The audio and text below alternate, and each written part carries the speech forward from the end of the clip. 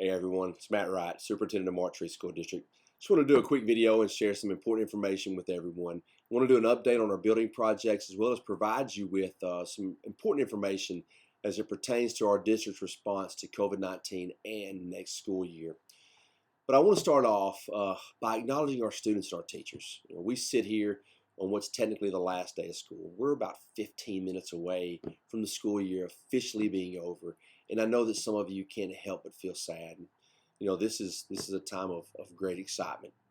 This is the week that we typically have the honors banquet, the athletic banquet, kindergarten graduation, high school graduation was supposed to be last night.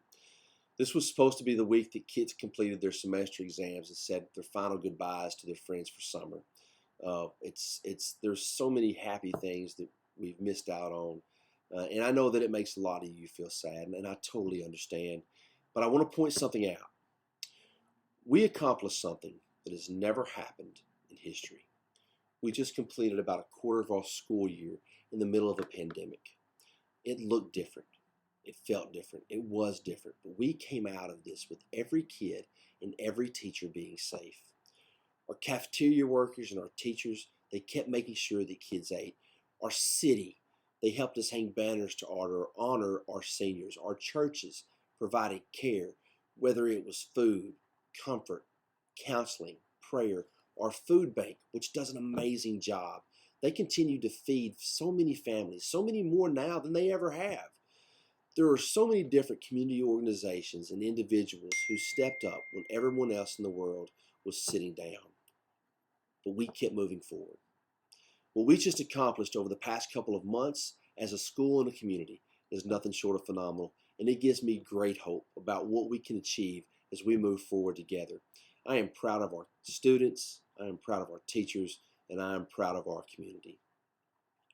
I was fortunate enough to just complete a walkthrough of our new facilities.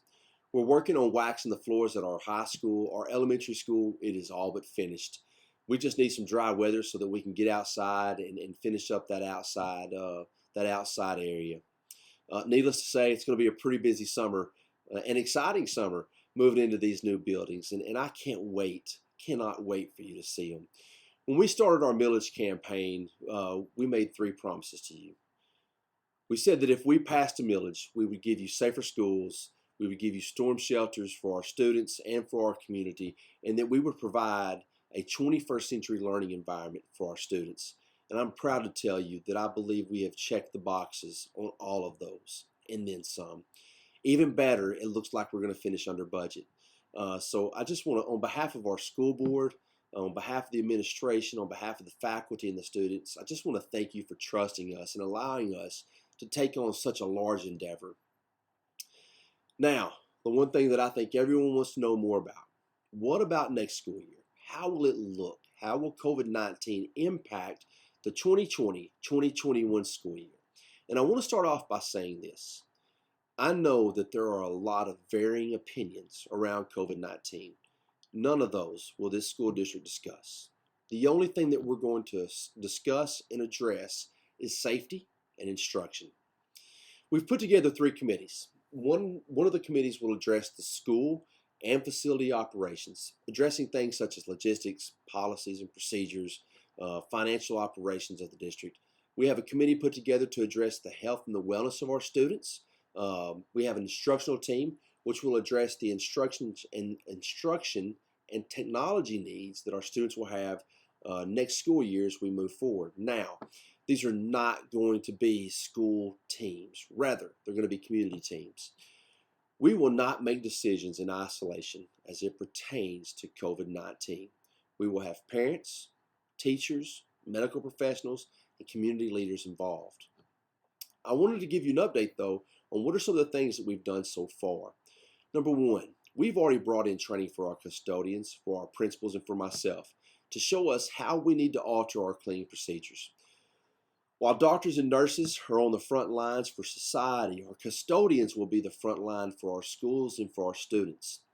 During this training, we completely revamped our procedures on how we clean in an effort to combat the coronavirus. As more information becomes available, we're learning about how different chemicals work against COVID-19. We have right now what we believe will be one of the most effective chemicals on the market. Now, the way large facilities were cleaned in the past versus how they're going to need to be cleaned now, it's significantly different. So I think that we have a solid plan in place to keep kids safe from a cleaning standpoint. As summer goes, we will continue to monitor those methods and make sure that we update them as needed so that when we start school in the best possible situation. Number two, we have already acquired a significant amount of PPE. When school was dismissed back in March and was ultimately canceled, we did not know that that was going to happen. We'd already started ordering more chemical for our foggers. Our foggers disperse a chemical that kills COVID-19. The very first day that school was out, we had an order of wall-mounted hand sanitizer stations that arrived. We'd ordered those a couple of weeks before, anticipating what was coming. Along with these hand sanitizer stations, we received enough hand sanitizer to get through what we thought was going to be the remainder of the school year. So those items are already going to put us in a good situation to kick off the 2020-2021 school year. We had gloves and masks that were already on the way, so those will also help us be prepared. Over the next couple of weeks, we will continue to gather items that we think we may need for when school starts. Already, we are in a good spot as far as PPE needs are concerned. Number three, we already had some professional development planned for our teachers this summer, which I'm extremely excited about, and that's still going to happen. The good news is that the topic of this PD will help us create a plan for how to catch our kids up from what they've missed this year. That wasn't the intention when we created this opportunity in January, but the design of this professional development will make sure that we address the gaps that have been created by being out of school. That is extremely important to us. Number four, one of the things that's most important to me right now is making sure that we are working to meet the mental health needs of our students. We have a great partner in Families Inc. And they're helping us devise a plan for how we can move forward. We're going to use our Facebook page to post videos on tips on how you can help your children understand what's taking place.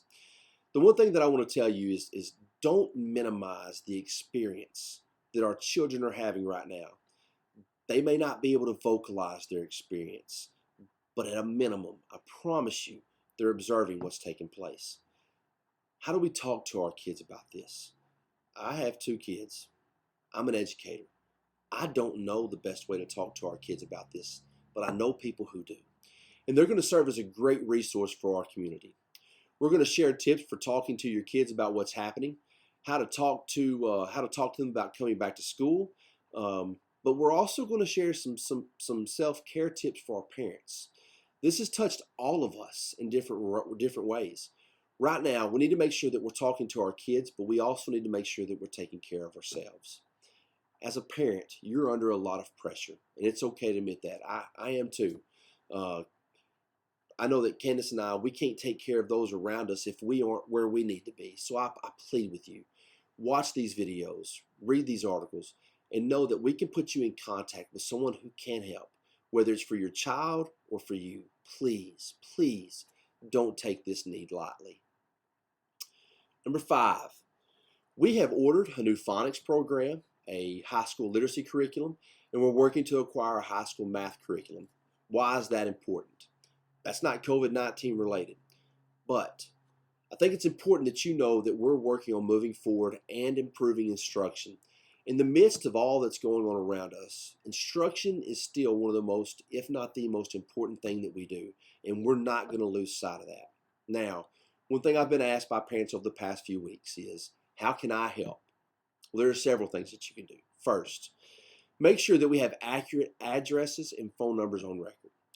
We'll need to communicate with you during the summer. We can do that through social media, mail, and our automated phone system. And we plan on using all three of those outlets this summer. If we don't have accurate addresses or phone numbers, you might miss some of that valuable information. Second, make sure that you're checking back here regularly.